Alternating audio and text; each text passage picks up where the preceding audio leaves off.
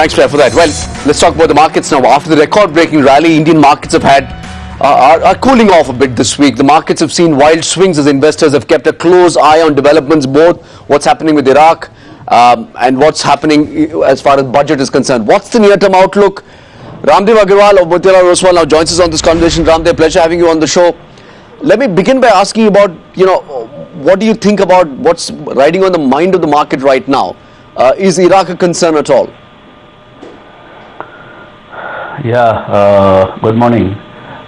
Clearly, things are, kind of going against the what you call bullish mood which is there in the market. That is, monsoon is very weak to start with. Then on top of it, you have the oil price, which is clearly up and moving even higher. So I think the bullish mode is so much that whatever little headwind is coming from these two sources is still being countered by the bullish mode. So actually the bullish mode is far higher than these two counter forces. But clearly these are challenges right now. Right. Raamdeo, two questions. We've heard what the FOMC had to say yesterday. Second is that capital flows continue to be relatively robust. We've seen about $10 billion, $9.9 billion come in so far this year. Are you anticipating this to sustain even further? Yes, I would remain optimistic on that because whatever we see around and talk to people, everybody is saying that over a period of time in next 8-10 months, I mean, there will be continuous increase in the allocation for India than any kind of any reduction. I mean, one is that maintaining the current allocation. Second is actually putting, if somebody is at 2%, they would rather take it to 2.5% for India. And so I think flow is going to be positive, should be positive, and how big will it be? It depends also on how well we score in terms of economic front, the war on inflation, or the slowdown which is there in the investment cycle. So how fast it picks up. So those things, even the budgetary, how much fiscal consolidation we are able to achieve. I think those things will decide the pace and the quantum of allocation, but broadly the trend remains that we are looking at continued positive allocation for India. Sure. Let's talk about the budget, Raamdeo. The noises emanating from Delhi is that, look, the euphoria is behind us and some hard reality is being looked at. We've been talking to some people in the government. We spoke to the Commerce Minister yesterday. And the situation is, or the impression that one gets is, look, the economic situation is quite grave. You're not going to see big bang structural reforms. You're probably going to see some incremental tweaking. Is that the sense you're getting? I mean, national accounting is somewhat not my strength. Company accounting is my strength. So I would not have a lot of strong views on here.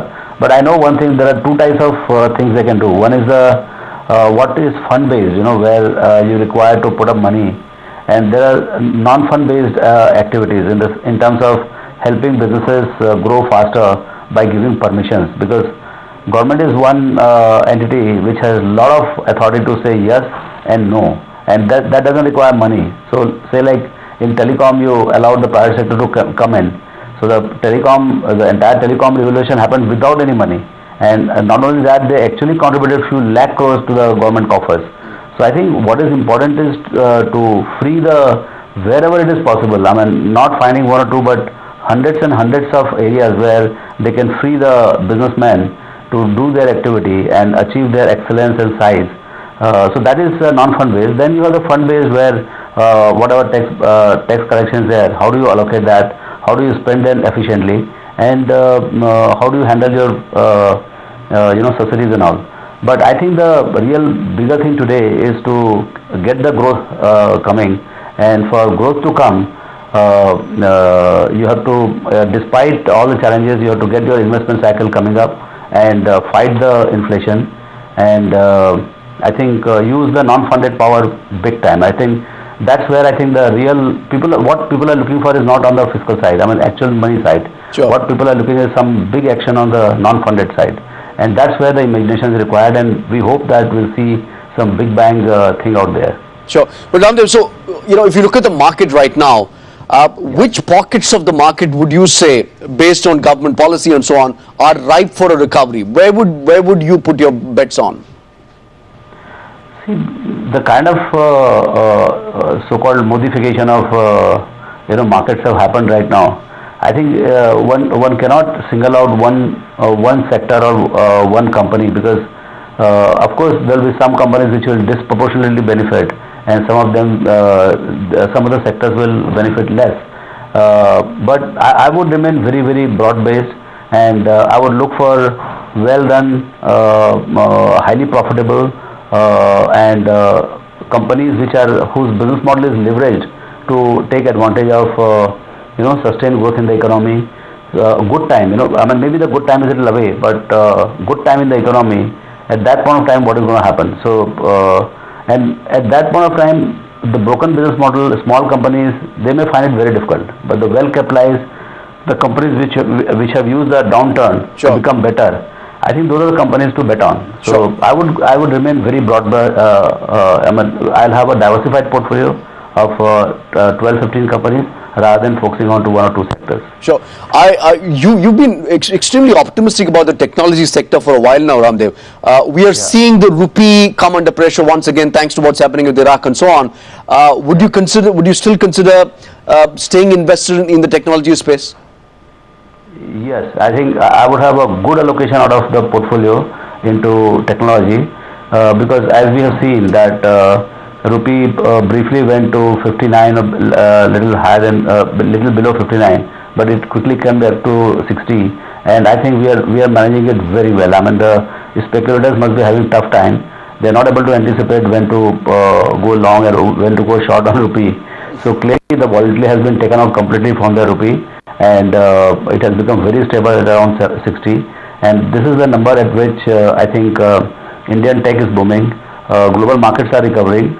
Unemployment in US is coming down. So I think that demand for Indian skills and software engineering is going to be picking up even faster from here. Sure. So my sense is that the companies are well run. Their free cash flow and they're growing very well, and they're available at I mean, around 15-16 P multiples. I mean, some of the bigger companies are available even below 15 P multiple. Infosys itself is at 14 P multiple. Sure. TCS is at 17-18. So I think it's one of the most wonderful opportunities, and Indian software is a long way to go. It's not something at a peak or something like that. Our largest company is still 10th largest in terms of turnover in the global marketplace. So till we become probably number one or number two in the world software services market, I think we have a long way to go. Sure. So Raamdeo, I have one final question, and this is with respect to your own company. Motilal Oswal itself has done fairly well on the markets. We've seen from just a 3-month time frame, your stock is up nearly 150%. How do you see the broking business and the entire financial services business that you're attempting to occupy playing out? And are you seeing retail money coming back? Where's the momentum coming for your business? Yeah. So one is the business model. Business model is very unleveraged and with a very high operating leverage. So in the downturn, the company has built franchises and it has taken all the fixed costs. And now when the upturn comes, so because of high operating leverage, the benefit on the bottom line is significantly bigger than what is the growth of the top line. That's how the business model is built. Now nobody knows how big this bull run is going to be and how long it is going to last. So it's in a speculative space. Clearly we have seen improvement in last 2 months, particularly in May and June. We have seen improvement. So how long it is going to last, because this operating leverage works both ways. If the market goes up, volumes pick up, it is very, very positive, and when it comes down, then it severely punishes also. So one has to be careful in terms of at what price one buys, and I mean, what is their outlook about the future of retail investing. So right now it looks very good, but how long is all matter of speculation. Sure. All right, Raamdeo, we'll leave it there. Many thanks indeed, as always, for joining us on Bloomberg. Raamdeo Agrawal from Motilal Oswal talking about the broking business, retail money and the broader markets as well. But coming up next, here's a special interview on the political capital.